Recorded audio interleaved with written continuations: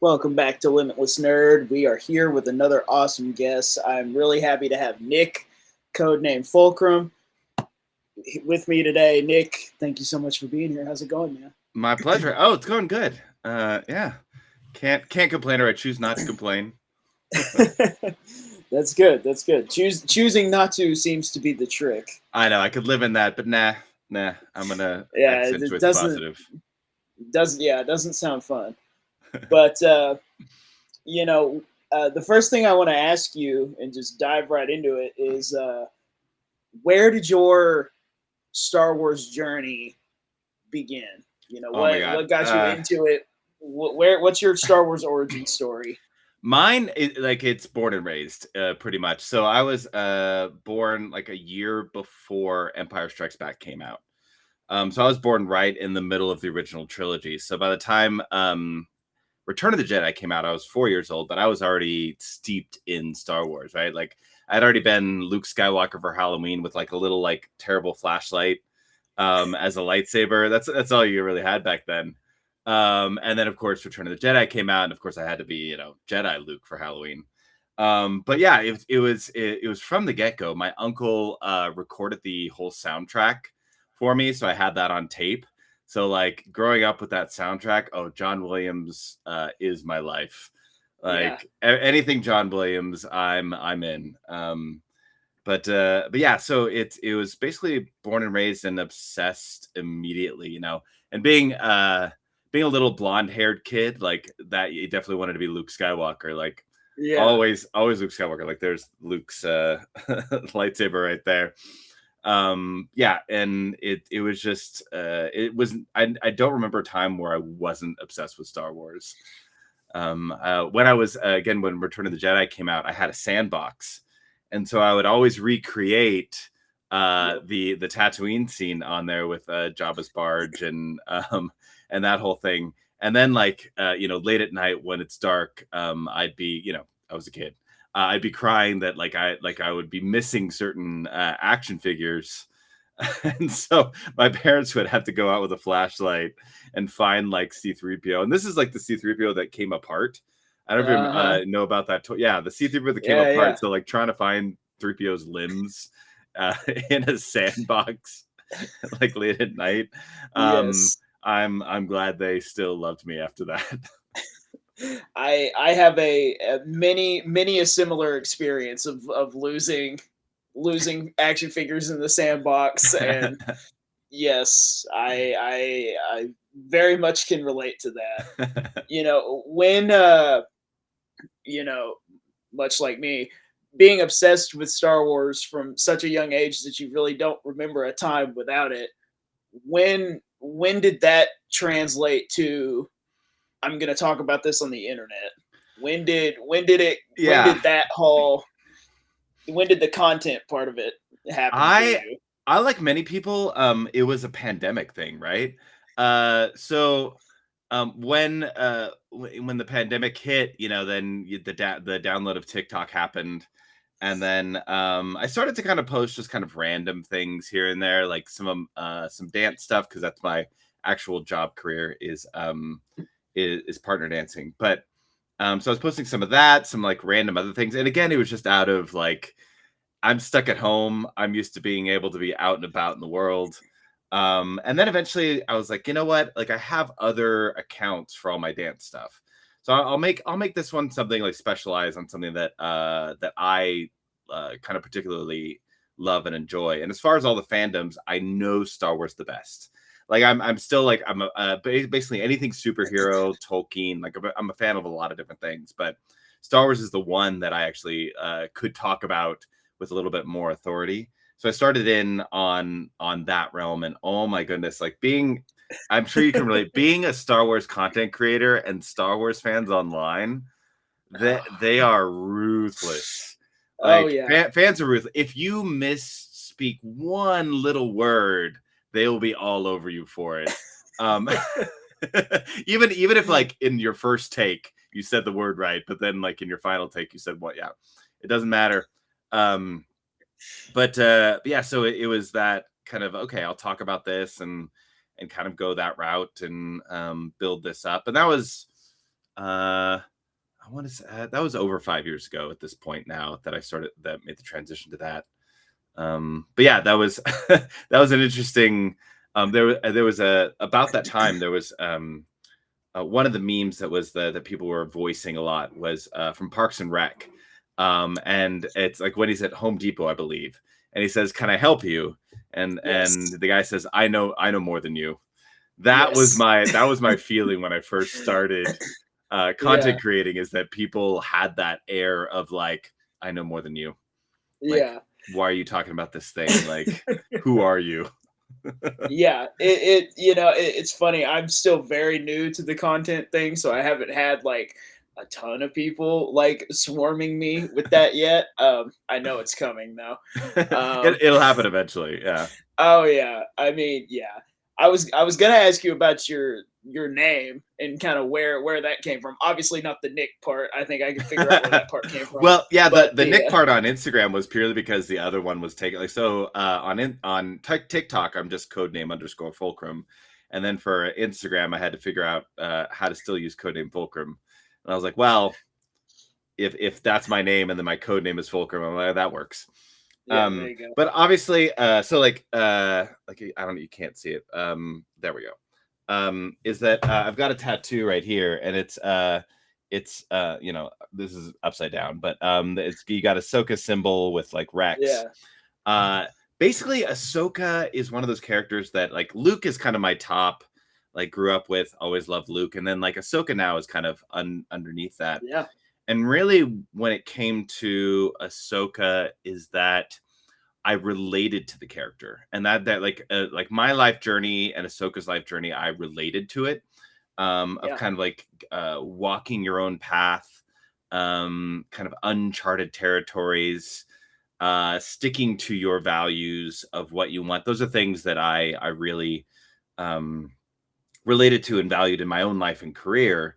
And so, like, that's why I feel such a close bond with Ahsoka. And I think a lot of people do, because Ahsoka is very much that, like, that symbol of like what everybody hopes and wants to be, yeah. and be able to make those hard decisions and also just be awesome. Yeah, yeah. I mean, I think it's fair to say that Ahsoka is the modern face of Star Wars. Yeah. Yeah. I I mean, mean, like, from Clone Wars to Rebels to now yeah, Ahsoka series. I mean, that's kept a lot of fans invigorated still yeah, when it comes to being able to follow a character, especially since, you know, the legacy characters, they've either passed away or aged out yeah, in what they can do. But yeah, Ahsoka lives. yeah. And I mean, you started your content during COVID, and so really not a super long time ago. Mm. But already you've gotten to have some incredible experiences, whether that's going to screenings or going to Lucasfilm or going to screenings at Lucasfilm, or getting to interview people at conventions. Do you have an experience that you've gotten to have through the Star Wars content space that really sticks out to you? I mean, several. Like, going back to kind of what you're saying as far as like building the channel, building the content, is that in the beginning, like, you kind of with content creating, you kind of fumble around, right? Like, you try this, you try that. Yeah, You're trying to figure yourself out, and it takes a while to kind of find out what your thing is going to be, because like there's that pressure of like having to be like this or having to be like that. And so, like, once you start to able to kind of settle into, okay, this is more of what I'm going to be, that's when I think things start to progress a little bit easier. And that just everything takes time. I mean, it took a long time and a lot of content to get noticed at all. um yeah, and it's a little bit of that perseverance and that patience, that's when like Jedi training comes into play. um yeah, Patience, that I'm not always great at when it comes to wanting to be good at something right away. But taking that time and doing that. But really, what ended up happening first for me wasn't really any sort of it wasn't the channel building itself. It was the people I started to meet and befriend. That's Yes. what really changed everything for me. It was the 100%. yeah. And that's one of the things, just because we see each other at Rebel Scum Con. And that's one of the things I love about that one is because I have, uh, of all the cons and all the places I've been, that is the one place where I've been able to make more friends than anywhere else. Because like the big cons, like100%. it's so much in your face and there's so much happening that like it's really hard to do that. But Yeah. like that's a place where, and I love that. I love being able to make friends with like fellow nerds because that's whether you're content creating or whether you're just a Star Wars fan, like we're all the same. We're all just nerds. We all just love the Yeah. thing, right? And you Yeah. could be any level of fan, and you're still a fan. Like I don't really like the gatekeeping aspect of like having to clear a certain a Yeah. certain height to be a fan. Yeah.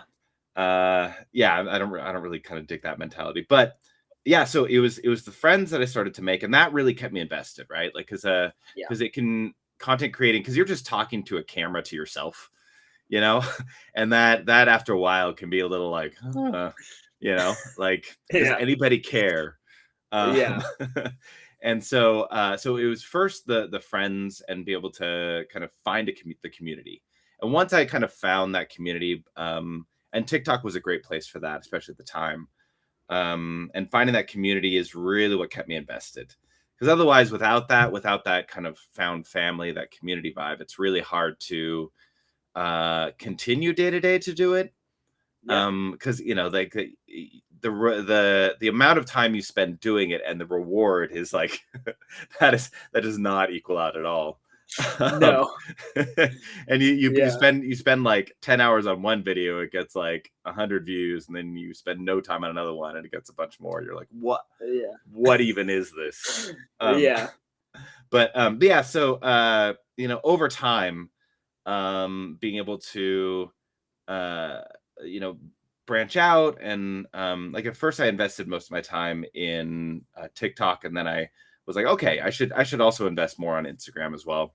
So then I started to do that, and honestly Instagram is a little bit more where a lot of those connections come into play, as far as everything Yeah. else, as far as brands or like reaching out in that kind of way. But and it's really been this last not even year where like some of those more uh kind of like mind-boggling to me moments have happened. Like the first one was going to an Andor, kind of a special Andor, like it was a newsstand Yeah. in Yeah. kind of the Hollywood area, and it was the first time that I ever got invited to anything like that. And so and it was very little information. It's just like an Andor stand. They got like newspapers and like a T-shirt or something. So I was able to bring my fiance to that, thankfully, because she also loved Andor. And this is season 2. This is not that long ago. Yeah. And then find out when you're there, it's like the rumors is Tony Gilroy is going to show up, and it's like, holy crap! Like, okay, like because you show up and you're like, this is newsstand on the street, and we're all just standing on a sidewalk. Like, what are we doing? And thankfully, I knew other creators there, who Yeah. I've met other places, and I got to meet some other ones that whether Yeah. we I were know. mutuals, yeah. Yeah. I know Gabe was there, and I think Yeah, Luke was there. And yeah. yeah, and getting to see everyone there, but like we're all just kind of standing on a sidewalk waiting around, like what's going on. And then of course Tony Gilroy does show up, and we're able to like get photo with him and talk to him a little bit. And my fiance had a good conversation with him, and get a couple things signed. But yeah, just that was my first like getting invited to something like that ever. And that for me, my whole dream with Star Wars content creating is to be able to get invited to like a movie premiere. That's the Yeah. dream, right? That's Yeah. like my investing my time. If that happens to me, that is like I peaked. Yeah. I shall head off to Octo and just spend my life with porgs at that point. Yeah. There's nothing left for me. But I mean, that's the hope, the dream. But that Andor thing was the first being invited for something like that. Um, but going back as far as sorry, I'm just gonna be No, rambling. no, that's okay. So in the Star Wars content creating, I ended up a friend that actually I've known for a long time through Dance World, worked with a entertainment outlet called Temple of Geek, and I've always just loved movies. I almost went into film until I found dancing, and I love TV. I love movies. So that idea of like working with an entertainment outlet, like that sounded cool. And Yeah. she hooked me up with them, and I'm still with them. I did an interview a few days ago on a virtual press tour, but like getting to be able to be hooked up with an entertainment outlet like that and be able to go to like press lines or virtual interviews or whatever it might be, and get to go to those red carpets and interview people is so Yeah. cool. It is stressful because like sometimes you get to Yeah. somebody and you have like maybe one question. Like usually on those red carpets or those press lines, you get like 1 to 3, like maximum. You're kind of like, oh God, first off, you have to make like this connection right away, and then like Yeah. not completely embarrass yourself and try to be as eloquent Yeah. as possible and ask a question that seems somewhat meaningful. But I enjoy it. And basically I love being able to talk to artists who love their craft, like whether Yeah. it be actors or whether it be anybody behind the scenes, just directors, costuming, art department, doesn't matter, like just the people who love their craft. And thankfully that has also branched out to me being able to talk to people who do Star Wars stuff. So I've been able to talk to on different press lines, even if it's for a different project, been able to talk to voice actors for like Clone Wars and other things like that. And of course, like when I'm interviewing them, I have to ask like the questions of the things that they're doing, and then I'll get to Yeah. Star Wars by the end, but it's so cool just to be able to like have that opportunity to be able to go to these things or do these things. And again, it's just a hobby. Like content creating for me is a hobby. Like I'll never make a living at this, or I never that's not my goal. Yeah. My goal is other things. Like I just want to be connected to the things that I love. Yeah. Like you being a Star Wars fan, you just want to be connected to that. And the more you're connected to that, the more you kind of get your fan card filled up. Yeah, I mean, what I have to ask, just because it's Mhm. something that I am so I don't want to say jealous because that sounds bad, but what was getting to go to Lucasfilm like? Oh my God. I mean, that's a dream. Because I That mean, right. So you can visit, like anybody can, yeah. That was just, you see pictures of it and you see videos of it, or like Lucasfilm post things, but getting to go to it. And I'm from Southern California. Like I've been to Northern California a bunch of times, but I never actually visited the Lucasfilm campus there. And just getting to go there, and it's huge. I didn't realize how expansive it is. I'll need to go back at some point just to walk around this place, because you can actually just go there. But then getting to not only like be there and see the Yoda fountain, which was in your brain, it's kind of a dream, but getting invited to go, which was the coolest thing. And then getting to like go inside and see a screening is for the Lego Rebuild the Galaxy, the second part, and getting to go there and look at some of the things they have set up. I didn't do the tour itself, but still got to see like several like special things that they have on display, and like in a area that people normally don't get to go be in, this little like cafe area. Got to meet a few people that work at Lucasfilm while there, which was also super cool. Of course, have friends that were going as well, so it helped to have people there that you knew, because sometimes when you show up to things, you're like, God, I hope I know somebody, because Yeah. I'm an introvert and I'm not great at making Yep. friends right away. Yep. Yep.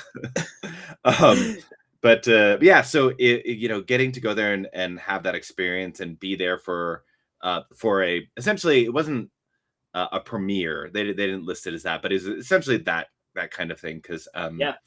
then you had like 3 voice actors come out afterwards and do a little kind of Q&A. They talked. So you had of course like Ashley Eckstein came out, Cameron Monaghan, and you're like, oh my god, it's Cal Kestis.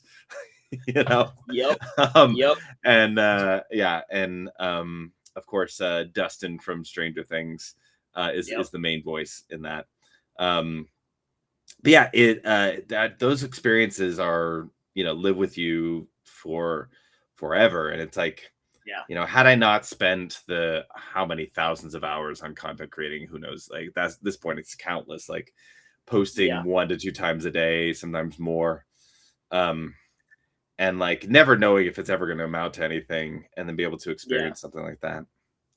Yeah. uh yeah. Yeah. That was, and it's funny having, being to the point now where I know a handful of people that were there at that event. I was like, man, that just looks so cool. It and like a lot of the creators, you just kind of look at what they've done and how long they've been building their channel, and you're like, okay, it takes a lot of Yeah. work. It Oh takes a yeah. lot of work to get there. Yeah. Yeah. Yeah, and so 100%. I respect the people that get invited to the things. Yeah. Yeah.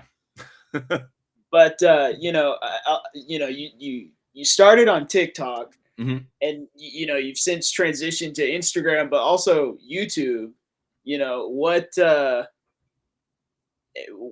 is there as big of a difference as it feels with doing the more short form stuff versus like an actual, you know, YouTube video? Yeah, so I've debated YouTube. So I did a podcast for a little while, and then life picked up and got a little busy, so it was hard to really be consistent. Podcasting, just so you know, those watching this, doing podcasting is a thankless job. Like you try to be as consistent as possible. Getting guests is a Yes. pain in the butt, and Yes. getting them to actually show up when they say they will. Yes. And then doing it, editing everything. Yeah, it's a lot of work.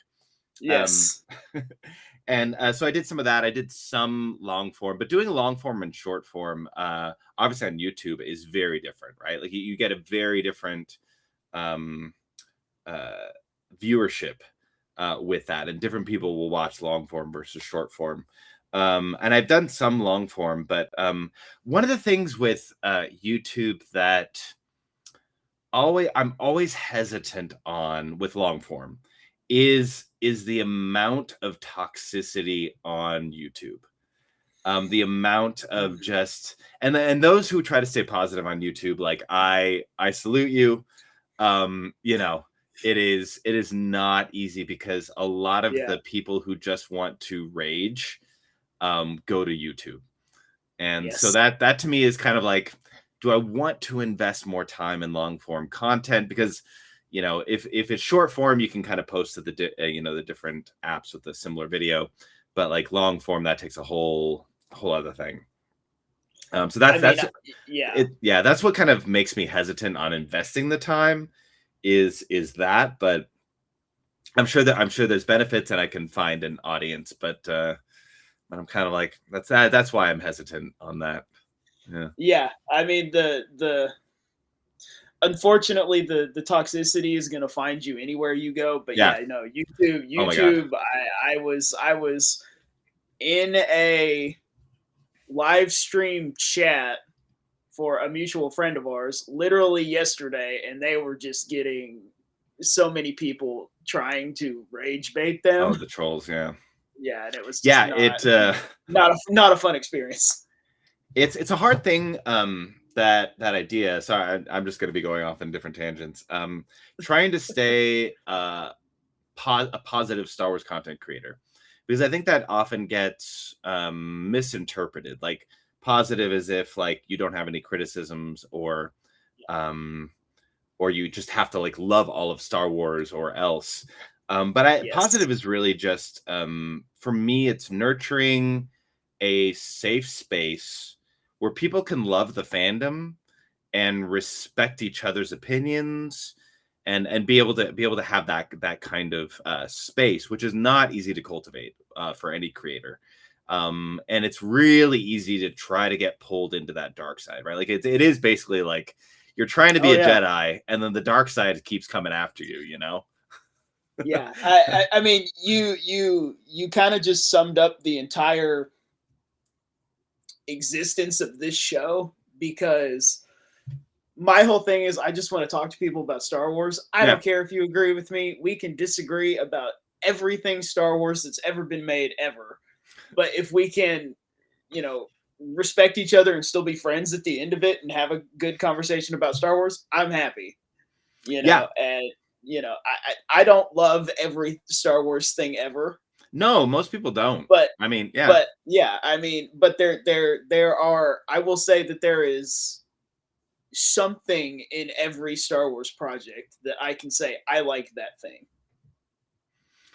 And there's a lot of people that like to talk on the internet and only focus on the things that they don't like and the things that they think ruin Star Wars. And I'm like, that just doesn't, it doesn't sound fun. It sounds miserable. Yeah, that's my whole thing is that and I'm going to be posting a video about this soon that I just recorded a short video, but it's that idea that I'm here to talk about the things that I love.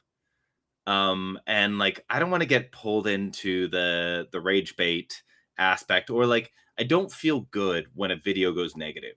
You know, when the Yeah, comments are like start to kind of have that negative aspect, it doesn't make me feel good.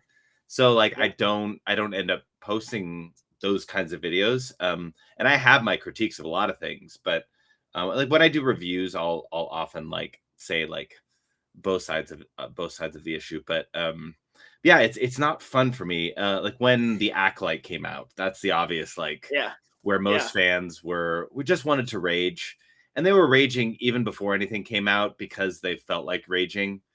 yeah, And that's the thing is like most people are doing it not because they necessarily genuinely hate everything. It's just they uh rage baiting gets so much activity, especially on YouTube, and you get a lot of followers, you get a lot of like views if you rage bait.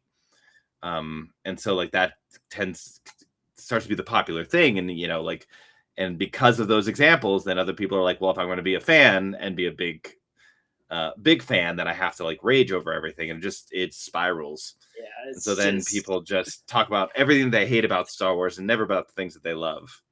yeah. It does not. It sounds exhausting. It is, and it's really hard because some videos like you get because I also like as a content creator, there's this kind of responsibility in some ways as well. Is that uh Star Wars does mirror real life and also takes from history.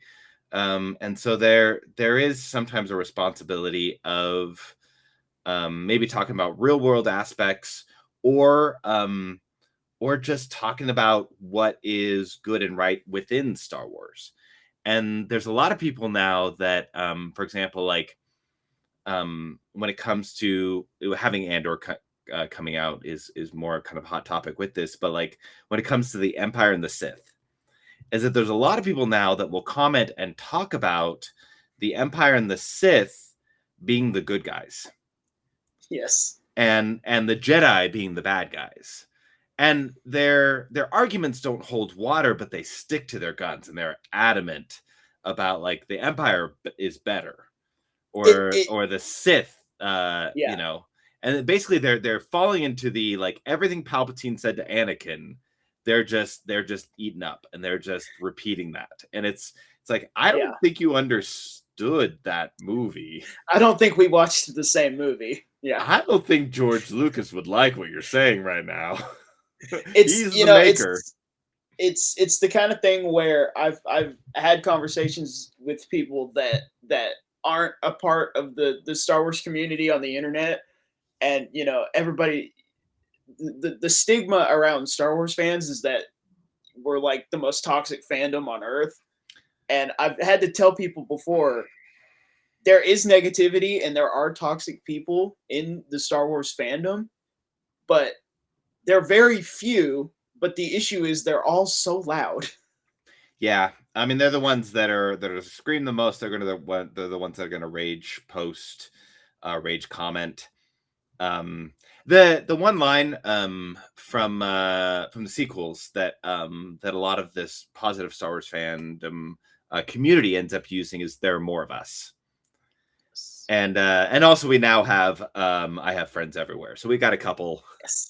We got a couple that we can use, but that there are more of us is it's a reminder that there are more people that just love or enjoy the fandom, that aren't gonna just rage about everything.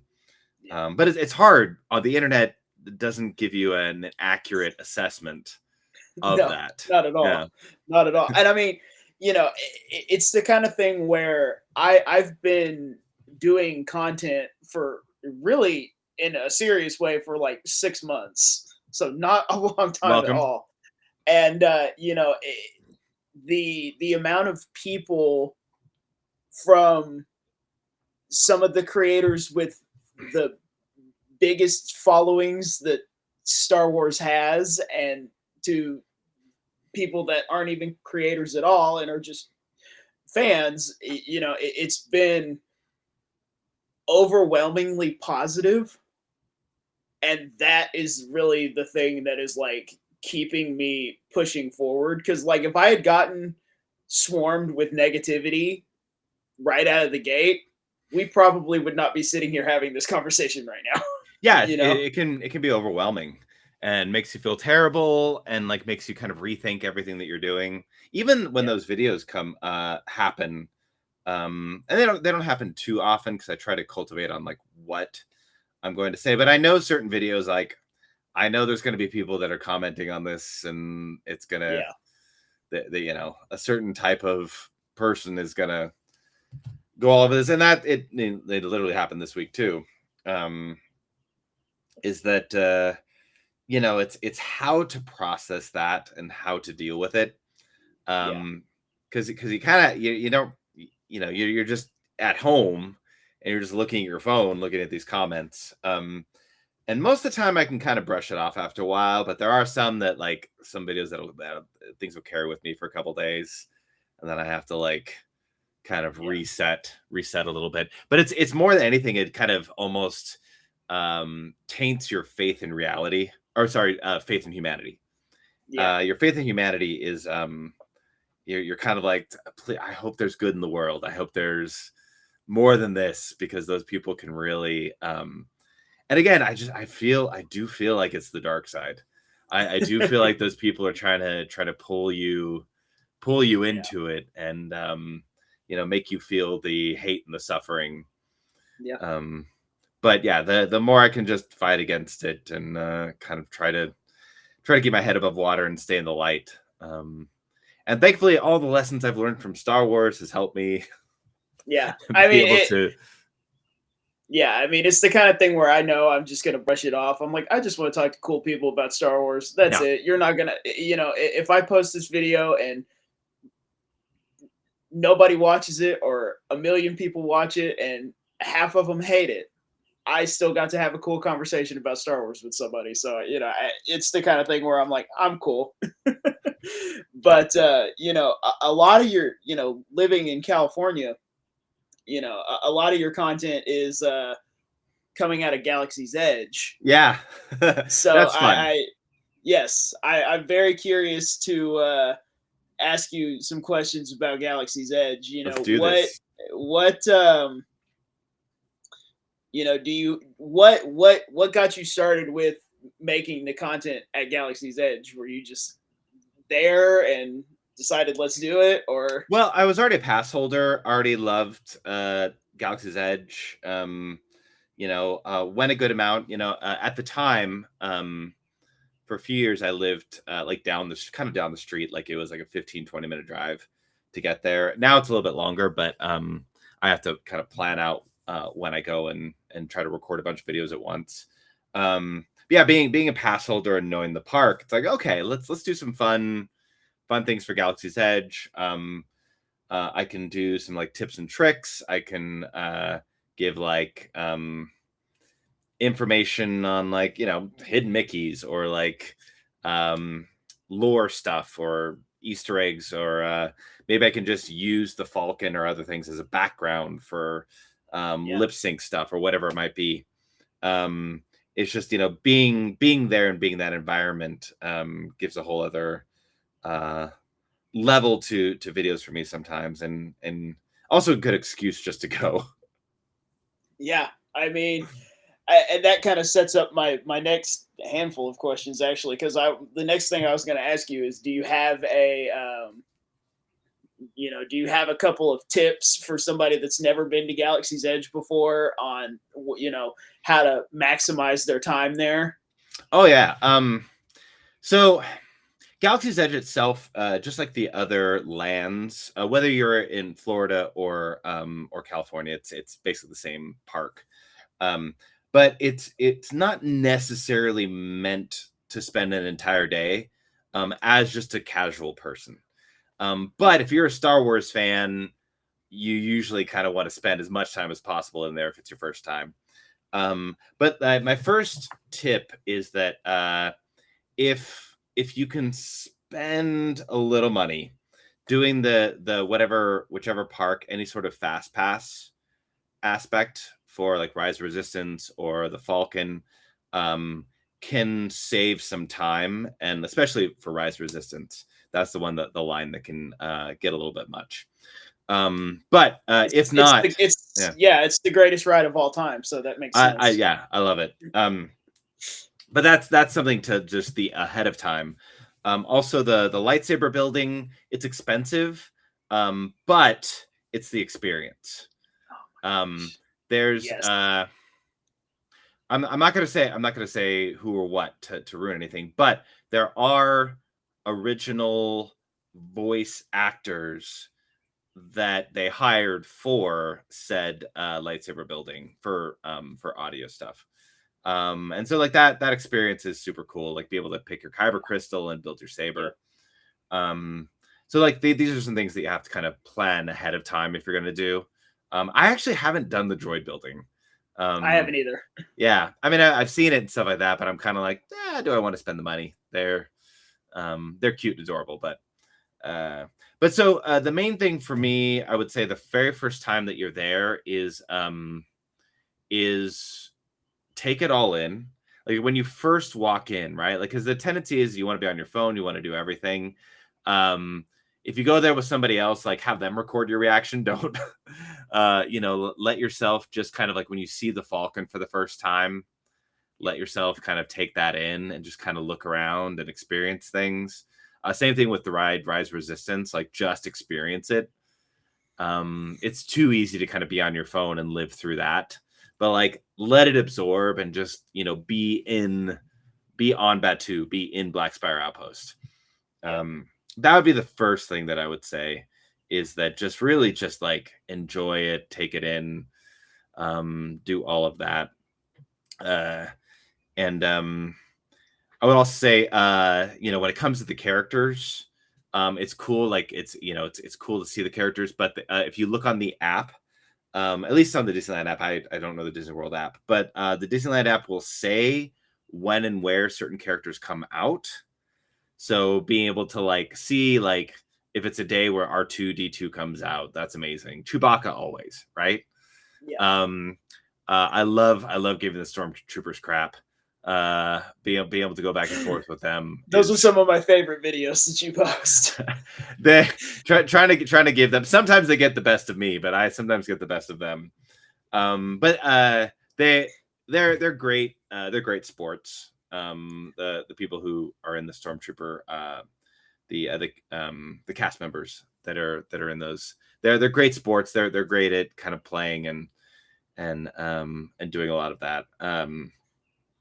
So it's really just, again, being able to kind of be in a movie is the first thing that I would say. Like pre-plan some of those things you have to like book ahead of time, but that would be the first thing. The Millennium Falcon ride always dips down with time, so if it's like over 45 minutes, over an hour, like wait, it'll the line will dip back down.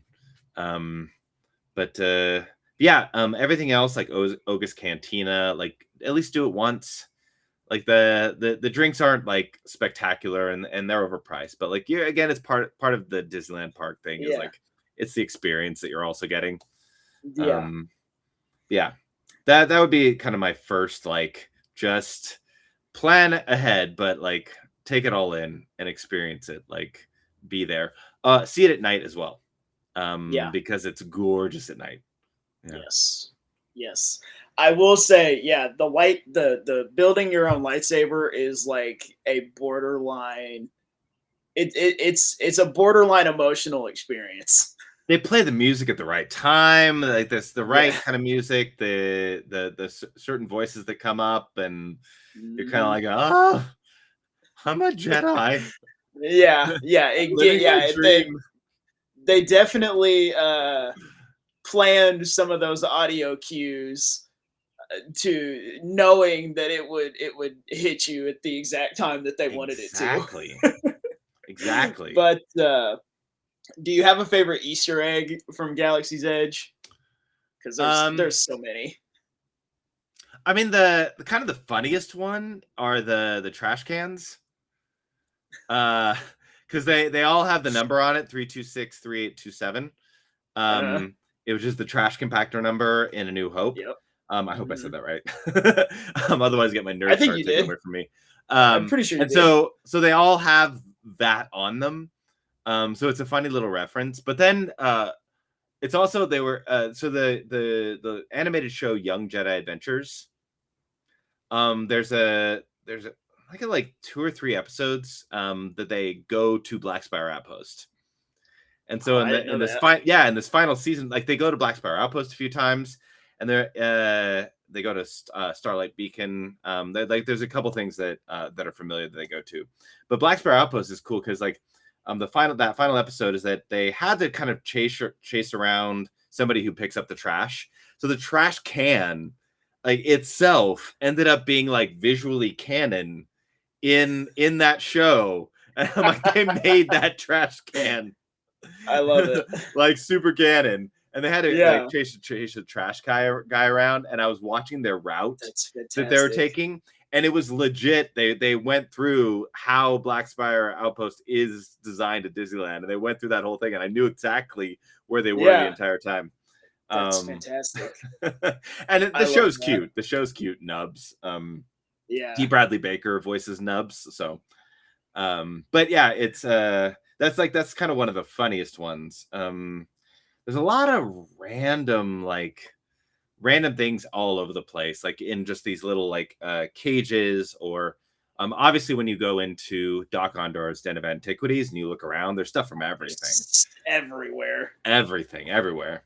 Um, so I would say the trash can one is one of my favorites just because it's just ridiculous. Yeah. What what do you think about the changes coming to Galaxy's Edge? You know, moving into the original trilogy, but still keeping a little bit of the sequels over there by Rise of the Resistance, and Honestly, how I'm the TIE yeah. Echelon was apparently an Imperial ship the whole time, and they just didn't tell us that. And Yeah, that one I'm kind of like, okay. yeah, You're using a technicality on that for us. That's okay. But uh, for me, it's like if I get Darth Vader, fine. yeah, If I get Vader, that's fine. I'm for it, but there's a couple reasons for that. Is that some people, the way some people talk about it. First off, that's only coming to Disneyland for those that are watching this. yeah, Disney World is still going to be a sequel trilogy, but Disneyland, there's going to be three. Sorry, there's going to be three timelines in it. So yeah, basically, if you go from the well now it's now First Order area, which probably going to be turned into Empire area, and the Falcon. If you keep going towards Rise of Resistance, the timeline is going to keep going up. So when you get to the marketplace, that's going to be Mandoverse with Mando, Ahsoka, Boba Fett. And then you keep going, you go to Rise of Resistance, that'll be sequel trilogy, which I think having all three timelines is fun. yeah, Because I love characters from all of those.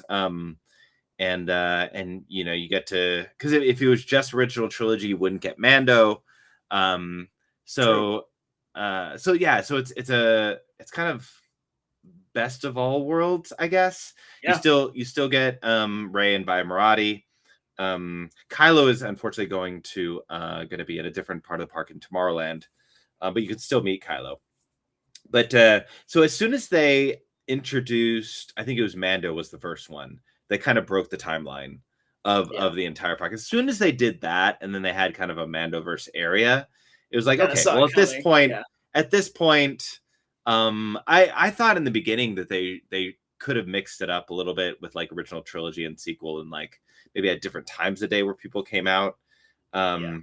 But the whole thing with the park is that the park isn't a failed experiment, and that's the thing that I get thrown around. I think a big thing that because there are certain times of day where like it'll be really crowded, and certain times of day where it kind of goes in waves, right? Because like it's a little bit far side of the park at Disneyland. But there's a lot of things they planned that they never did. There's a lot of like there's stunt shows, other characters and aliens being out. It's the stuff that happened in the Star Cruiser. A lot of that was planned for Galaxy's Edge, Oh, and so it's too soon. Too soon to yeah. talk about the Star Cruiser. So they never implemented those, which I think would have made Galaxy's Edge a lot more successful, even for the sequel trilogy. Yeah. Because you see kids, and like kids are living their best lives, like Yeah. little girls and boys like being able to like talk to Rey and Chewie and R2. Yeah, it's you see that, and it's heartwarming. But yeah, I think it was just they didn't invest as much as they could have or had planned. And Yeah. so now the original trilogy is kind of like, okay, let's infuse something in there without having to spend a lot. It's a way Yeah. to be able to do that and not have to change too much, like change some first order stuff, change the first order cargo into kind of a general store. The one thing that I made a video about this, one thing I do hope that they change They is need to the change the radar dish on the radar Falcon. Yep. dish. A lot of people are like, well, the Galaxy's Edge, the Millennium Falcon Smuggler's Run ride is going to be turning into a Mando and Grogu adventure, but like you see the Falcon in that for like 10 seconds, like because you're on the Falcon the entire time. Yeah. So like you see the Falcon like flying in, and that's it. But like when you're out and about you're gonna have Han and Leia next to the Falcon, right? You're gonna have Han, original trilogy Han and Leia by the Falcon, and if it has the other dish, I'm kind of like, you could at least just one thing for like the super like ultra mega fans Yeah. that Yeah. know the difference. I know most people don't care, but I No. I We care. yeah, that would show me that they cared enough to change Yeah. that detail. You know what I mean? Yeah. Yeah. Yeah. It's funny, you talk about the little kids that get excited to see Ray, and I have a really it was a really random. I was at Galaxy's Edge in Florida, and I was there by myself, and I was just kind of taking some downtime, and there's some tables right up the stairs Mhm. from the Falcon, and I'm sitting there, and I'm just kind of taking a break or whatever, and all of a sudden I feel somebody slide into the bench next to me, and I wasn't thinking about it at all, and then I turn and I look, and it's Ray, and she's like, "Hey, the stormtroopers are coming. I need your help for a second." And I was like, and instantly I was a child, Yeah. and it was literally walked in front of her to the stairs, and then she went down the stairs and went away. Like the whole thing lasted 45 seconds, but like for a split second, I was a child. And I will never hate on Galaxy's Edge for being exactly what it is Oh, for that reason. I have my full respect for the cast members and the characters. They're great. Like the people that Yeah. work at Galaxy's Edge, I love them. Every once in a while, some will like comment on a video, or like we'll have like a kind of a known interaction at the park, but like in character, like where we Yeah. are on Batu, and I love it. Like I love being Yeah. immersed. I'm a theater Yeah. kid, so like Yeah. just live my dream. I don't need to pretend like Yeah. I'm too cool for school. Like I don't want to be cool. I want to live my best nerd life. Yeah, exactly, exactly. I have some rapid fire questions for you. Do this. Favorite Star Wars movie? Empire now. Yeah, I know it's a boring answer, but It's my answer yeah, too, so it's fine. it's definitely original trilogy for me. Yeah. Yeah. Favorite show, since there are so many now. Oh my god. I'm gonna have to oscillate between Andor and Rebels, probably. Right Yeah. now. That's mood dependent. That'll Yeah, change. it I'm gonna changes. do a Mando rewatch before the movie comes out. I might be like, oh, this is so good when the Luke moment happens. Oh yeah.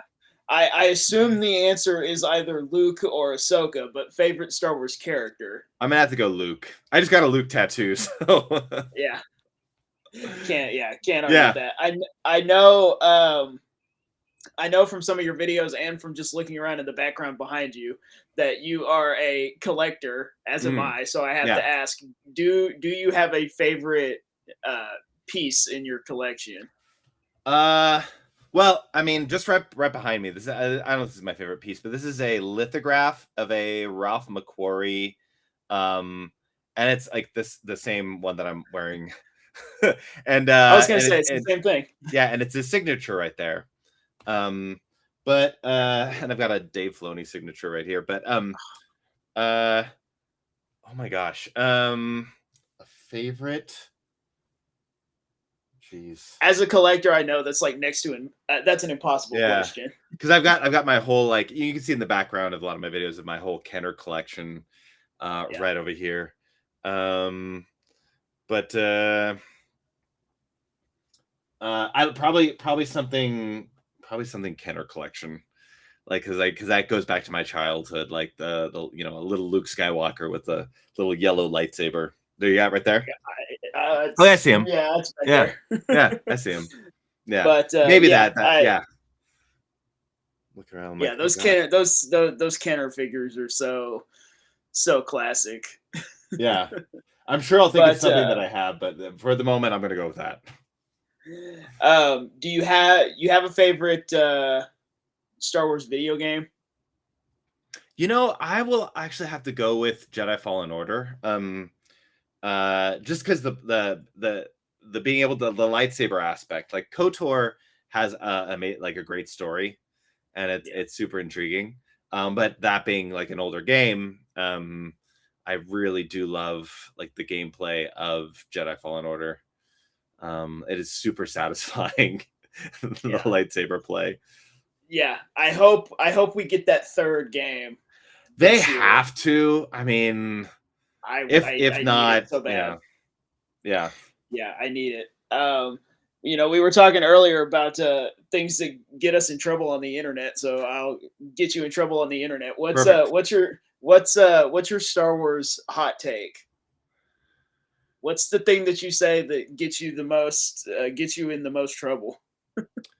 Honestly, it's something. It's always ridiculous. It's like Anakin wasn't right. For some reason I get the most people like, "Rah."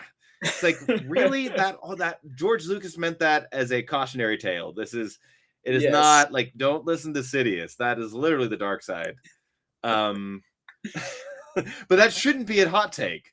No. And that's the thing. Like, The Anakin defenders no, that should are not be a yeah, hot. You no. can love Anakin and still think he made all the wrong choices, and that's like, you've at least Yeah. understood the assignment there. Um, Yes. but that should not be a hot take. I so actual hot take is that I think Rebels is a better narrative show than Clone Wars. And the reason for that is because, like, you follow a set of characters, you have it develop, where Clone Wars skips around a lot. I think Clone Wars has some really peak story arcs, but there are also some weak ones. Like Sure. some Yeah. like some ones you're kind of like, okay, I said I'd do a rewatch. We're gonna have to grit and bear this story arc right Yeah, here. Clone Wars definitely has some filler. Yeah, and like every show has like filler, but like like I still like for me Rebels, I can really getting to know and love like all the characters and be really invested in them. And I know people that's again, hot takes. People are like, but Clone Wars is peak. And like, yeah, there are definitely peak moments that will, outdo anything. But oh man, the end of season 2 in Rebels, like that gets me every time. Yeah. I think Uh, it's the kind of thing where I think Clone Wars has maybe higher highs, yeah, but it also drastically has lower lows. that's exactly it. I You 100% know. agree with that. Yeah. Yeah, no, I absolutely agree. I Don't get me wrong, I love them all, but yeah, that's yes, that's yes. usually a hot take. which is funny because I don't think anything that you just said is a hot take at all. But It if shouldn't the be. it no, it shouldn't be. I have a game. If you're down to play a game, Yeah, love games. this is a this is something else that gets people in trouble. But this is a blind ranking, Oh yeah, those are always hot takes. Yeah, and we've talked about Ahsoka, we've talked about Luke, we've talked about Cal Kestis. So you are going to be blind ranking Jedi, okay. and you have 1 through 5. 1 through 5. All right, And I have a bunch written down, and I'm just gonna pick them at random, love whatever it. speaks to me. um, and I feel like I can't give you Luke because I feel like Luke is an easy, That's gonna be a given one for me. So like, yeah, an that's too easy. automatic. So Yeah. I'm just not even gonna give you Luke at all. I'll throw you a curveball, and I'll give you Kelleran Beck. Um. Jar Jar is a Jedi. Yeah. I mean, Kelleran's cool. Looking forward to the Jar Jar Kelleran comic. Um. I felt like that was just a matter of time. Yeah. Yeah. I mean, I love that they're doing that. I'm gonna because we don't have a lot of information about him. I'm gonna go with 4. Until like we get to explore that character a little bit more. Yeah. I mean, it did rescue Grogu and help a lot of younglings, but for now, Ahmed, I'm sorry, that might change over time. How about Plo Koon? Plo Koon's pretty cool. Let's go with I'm gonna go with 3 for Plo. Now I'm putting myself in a hard like I got 1, 2, and 5 left. 1, 2, and 5. How about we're talking about Star Wars Rebels?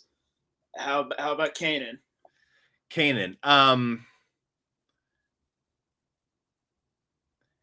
For me, in this ranking, Kanan's going to be a 1 or 2 because Kanan ended up being great Jedi. Like everything that you talk about, was never the most powerful, but like did all the things that Jedi should do at the end. Like made that ultimate sacrifice, like a Jedi is supposed to. Found that kind of perfect balance of the people you care about and family, and like was able to give up attachments and trained Ezra, who became a great person. So I'm gonna put I'm gonna put him at 2 because I don't know what's about to come up. But yeah, Kanan's a 1 or 2 for me in this list. I mean, I could play it safe, or I could just give you an absolute curveball. Your choice. I'm not. um, I'll say Obi-Wan Kenobi. When you have slot number 1 and number 5. I'm gonna put Obi-Wan at 1.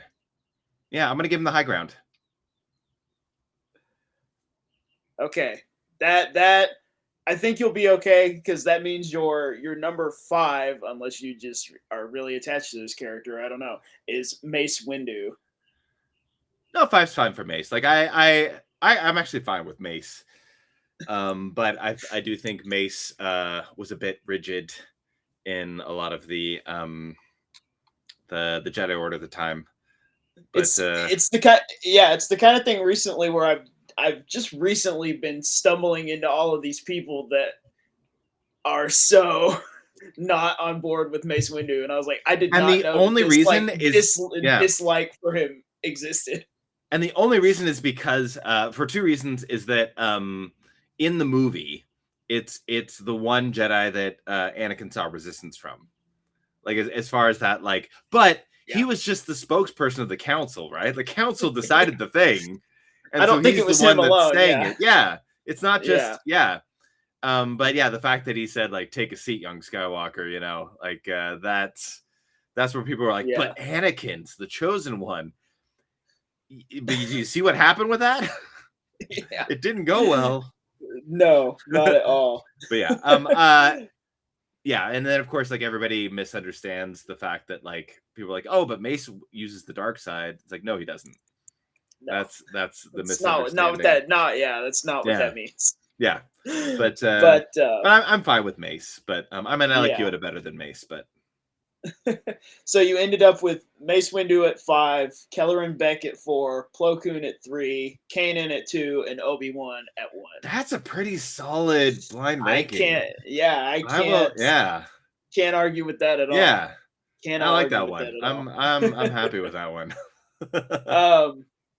So, you know, we talked about it a little bit earlier, but we met each other at Rebel Scum Con, Mhm. both year 1 and year 2. Yeah.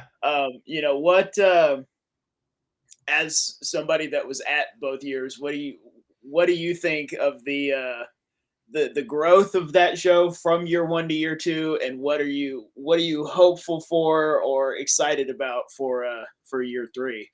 Um, I mean, the nice thing is that you know, have befriended everybody that works on Rebel Scum Con, and to be able to actually get to call them friends and chat about it is super cool. And the thing that I love about Rebel Scum Con, first off, they're not trying to be a big event. I know they have to grow in order to stay alive to a certain degree, but they don't want to grow too much. Yeah. But it's that they're coming from a fan standpoint. It's like they've been around the cons for a long time because, like, you know, for decades. But they know the ins and outs of creating that and what works and what doesn't, what fans like and what fans don't. So that for me is what really makes me have a good time there. Is that they are a family. And you know they're a found family, and they create a found family environment, and that's the difference between that and a lot of cons they go to, because it's really easy to like create a cookie cutter con and just like put that out there, and that just has no personality to it.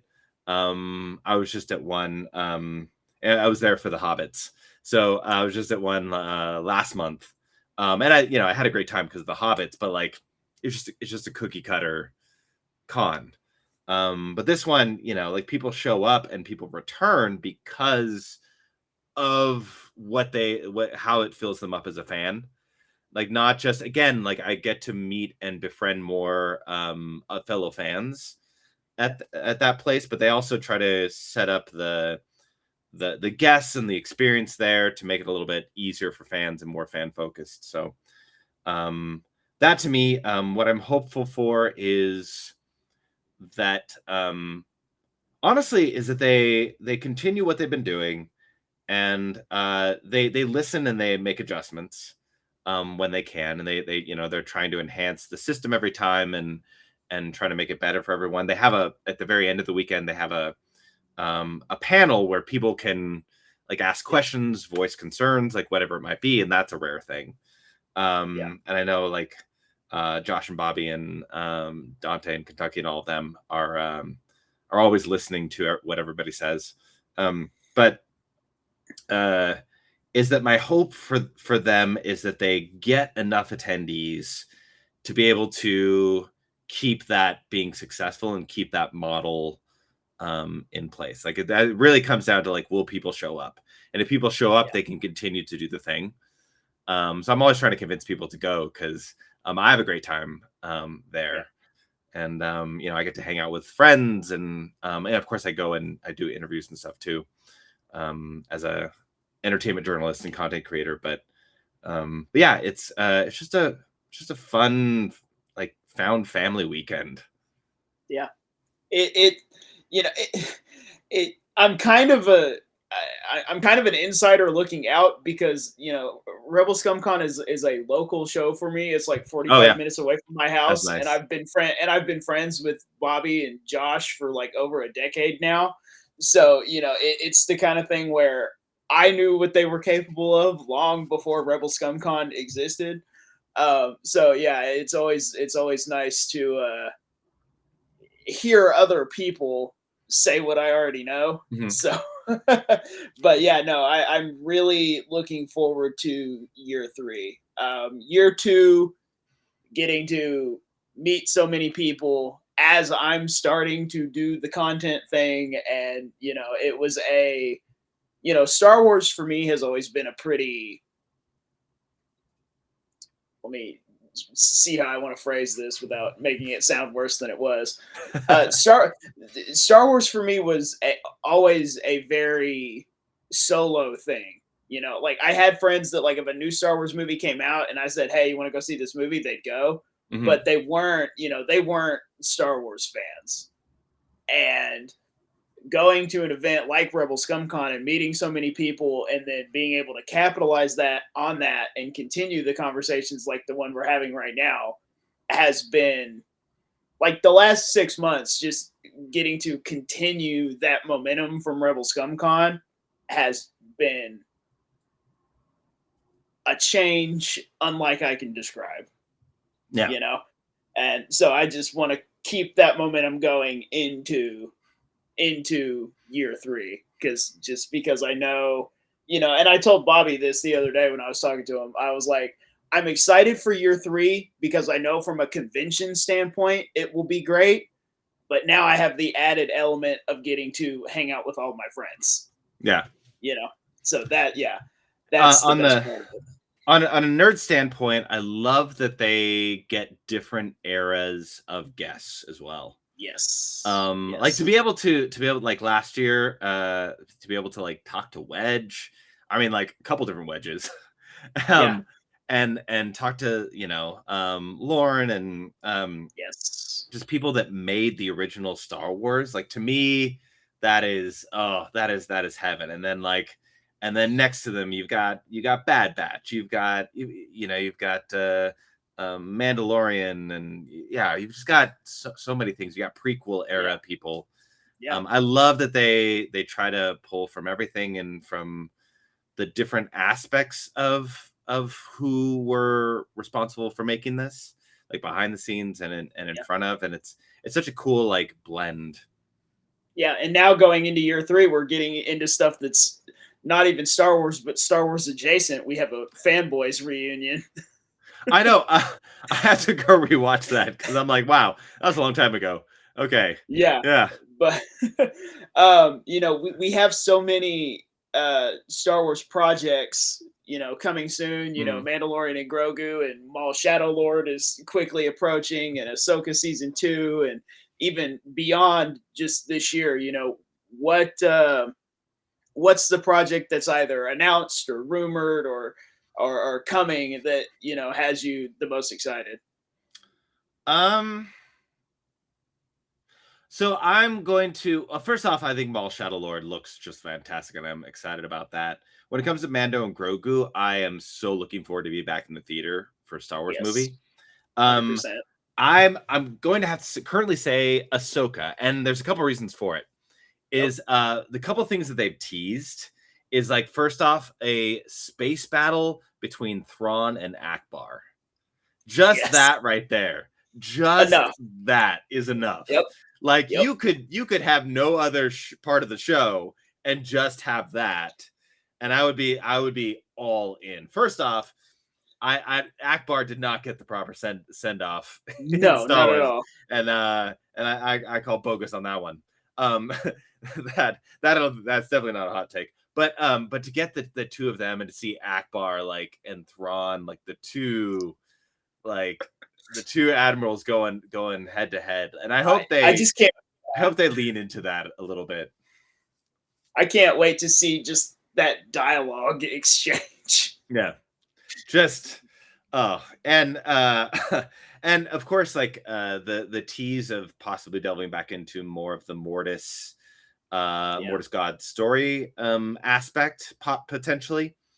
At least that's the possibility of kind of what was teased at the end of the season, and where Ahsoka and Sabine and Balin currently are, and Shin, of course. But yeah, that right there. And I need to see more between Ezra and Hera and Chopper than just like, hey Hera, I'm It's home. funny. I was at a convention right. I mean, it had to have been right after the first season of Ahsoka came out because I think it was actually it might have been Iman's first convention ever, Mm-hmm. and he had just started signing, and I think it was somebody from the R2 Builders Club or something had a chopper, and he like rolled up to the table, and Iman came out from behind the table and had this whole interaction with Chopper, and it was the best thing ever. Oh yeah, I love. So that's the funny thing about a lot of people that work on behind the scenes of Star Wars. They're all mega fans, right? Like Yeah, everybody that works on Star Wars are huge fans, and a lot of people that get hired for Star Wars are also fans. Like Iman, like is a big Star Wars fan. So it's always funny to like be able to, when talking to these people, like realize, oh, you are a big fan too. Like we yeah, we have a lot in common with this, yeah. and that's so cool. And then you go to a con like Rebel Scum Con and can stand there and talk to Sam Witwer for like 45 minutes because he has so much to say. Just yeah, he's yeah. I mean, I would But love to. Yeah, Sam's one of those people that like it would be fun to just be able to sit down and like nerd out for a yeah, while. yeah. But yeah, he's busy. He's busy now. Um, I, I, this next question, I'm so interested to hear what you say because I always get a different answer. In a hypothetical universe, if I would say Kathleen Kennedy, but it's actually not her anymore. If Dave Filoni came to you and said, we need something new in Star Wars. It could be a movie, show, live action, animated, book, comic, video game, theme park attraction, casting choice, whatever you want. You can come up with anything that you want to see in Star Wars, and whatever you say in the next 2 minutes, we're going to make it. Saying no is not optional. What are I would you never say no to that. what are you putting on the table? I would drop everything for it. I would want to create a new movie trilogy. And it wouldn't be Skywalker. But I would choose a different era to put it in. Whether I go back to the Old Republic or skip forward in time. But I would want it to um involve lightsabers and scoundrels still, but yeah, to have a different, unique story, um, based on kind of what George set up, um, and kind of bounce off of that. I mean, a lot of what they're trying to avoid right now, like they avoid certain things that have been done in Legends. That like Dave will pull things and other people will pull things in from Legends because they're fans of it. But like you can't just like redo Knights of the Old Republic easily. Like if you did that in live action, Yeah. nobody would be happy. They'd be like, "Yay!" But that's not exactly how I pictured it because people are so you Yes. need an original story, and Star Wars is about original stories. Like I hope that they do eventually do like a Dawn of the Jedi type of thing. Um, but where would I go with that? They've done the Chosen One thing. They've done. I'd probably go with an kind of an exiled Jedi, um, who's out on his or her own, um, like in the universe. So like it's somebody who's already been through it, but have like parted ways with the Jedi, and potentially maybe like finding a new threat in the galaxy, and being really one of the only things that'll stop it, but then having to kind of like not go through the Jedi, but through other means to be able to, you have your scoundrel characters, and I might go something that route, Yeah. something like I that. I That's my first initial pitch. I'd be on board. I'd be on board Yeah, very, because very quickly. then you get your like outer rim kind of worlds type of thing going on. We've already dealt with the Jedi Order enough. I don't think we need that. The kind of Jedi on his own has like KOTOR vibes to it. But yeah, maybe something like that. Yeah. I'm curious, you touched on it very briefly earlier, but I'm curious, what what are some of the big fandoms that you are a part of outside of Star Wars? My second biggest one is Lord of the Rings Tolkien. This arm is a Tolkien tattoo arm. um, but I'm yeah. So I've been to New Zealand a few times. Seen like all the filming locations there. I proposed to my fiance in Rivendell, like under the archway. Wow. No offense to anybody who's a Star Wars fan, uh, but Star Wars doesn't exactly have the best relationships. No, you know not at all.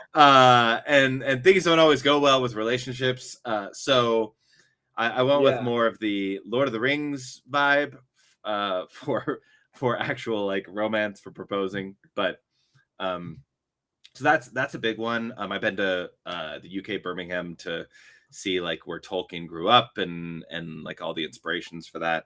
I've read the Silmarillion a couple times. First time was a slog, and then second time understood it more. um I'm a Trekkie too. I grew up on Trek. I love superhero things, like anything superhero. Like I grew up with the kind of the Batman, Superman kind of era, because that was the 80s. But then of course like Marvel and X-Men have a lot of great stuff. But yeah, so those are some of my big fandoms, and of course like anything sci-fi fantasy for the most part. You got your Fireflies, you got yeah. We could do a whole other episode talking about Firefly. Don't even get me started about Firefly. Shiny. Oh, Yeah. and speaking of like combining, like getting to talk to Alan Tudyk Yes. is like, He's so hilarious. I've gotten to meet him a couple times. Like one like is the photo op at Celebration, but actually like the first time actually getting to talk to him through Temple of Geek, got to go to the one of the seasons for Alien, Resident Alien. So their TV show, and so it was they showed the first two episodes. But again, I went with fiance, and because she likes the show, but also a huge Alan Tudyk fan. And so afterwards they had a Q&A, but then they had a kind of like drinks and snack food reception, and it was everybody around. So we went around and like talked to the different casts and just had conversations with them. But getting to talk for like several minutes with Alan Tudyk, like the nicest person. And Yeah. because he also voices a lot of like animals and other things, but he's Hey in Moana. Yeah. So Yes. getting to watch Alan Tudyk and my fiance, because like my fiance is really good with like certain like chicken noises, but having them have like a conversation about making bird noises. It was the most entertaining thing I've ever seen.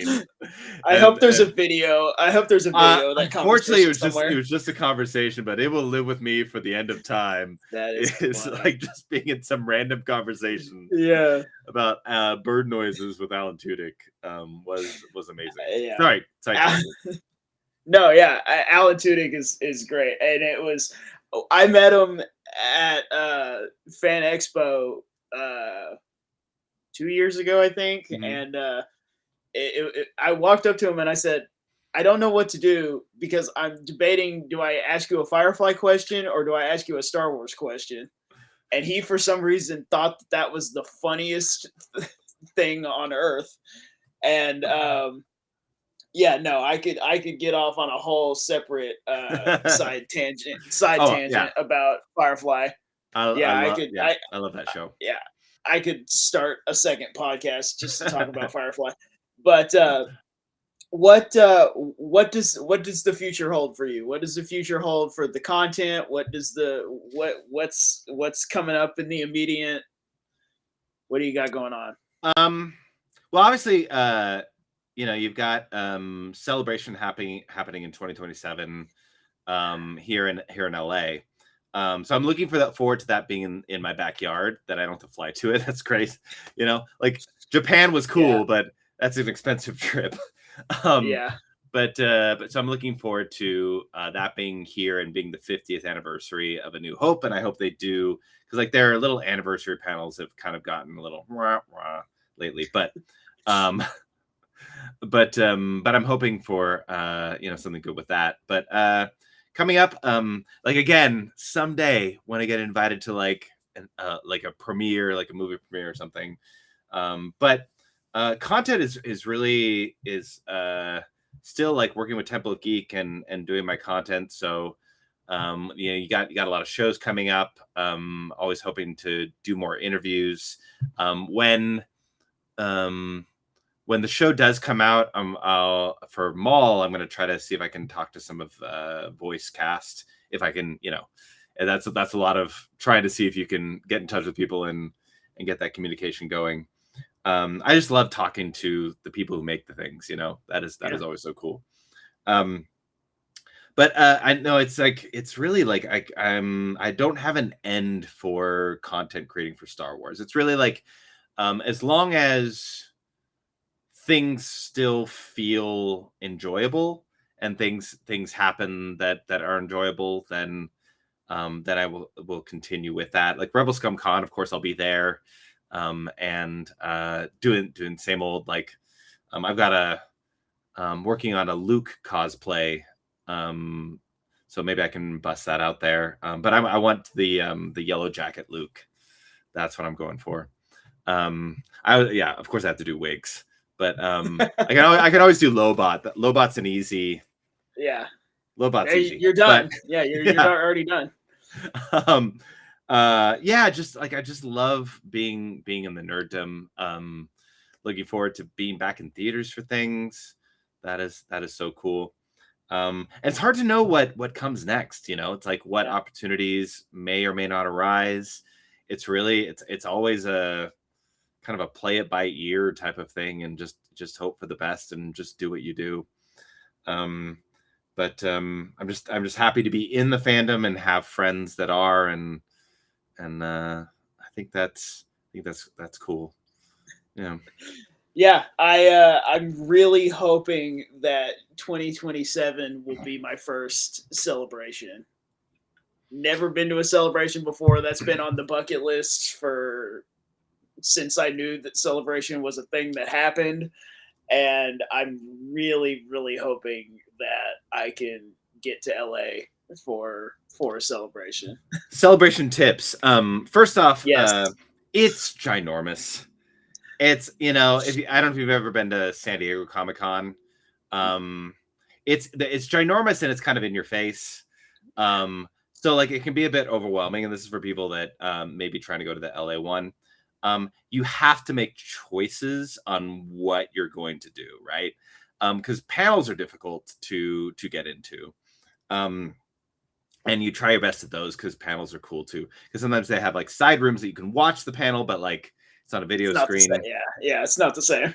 And then there's so many, like, and I'm sure because it being in LA, there's going to be a ton of vendors, like cool vendors, and a lot of like cool stuff around. But like you really do have to kind of choose your own adventure on like what your priorities are going to be.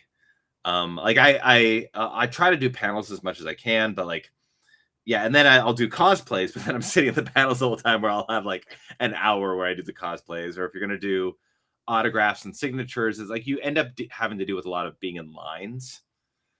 I will say there are these things you can get them on online, but there's these seats where you pull it apart, and those will save your life at a con. Oh like yeah. that. Yeah. Oh yeah. Always bring those. those Yeah. collapsible stools, it was one of Yeah. the things where I saw somebody with one at a convention, and I was like, I don't need that. I can stand in this line. It's not that it can't make that big of a difference. And then I got one, Makes and I took it. all the difference. I took it to a con, and I was like, I'm never going anywhere without this thing again. Yeah. I was talking to Tony, Star Wars Sith 66 the other day, and he is like the king of celebration tips.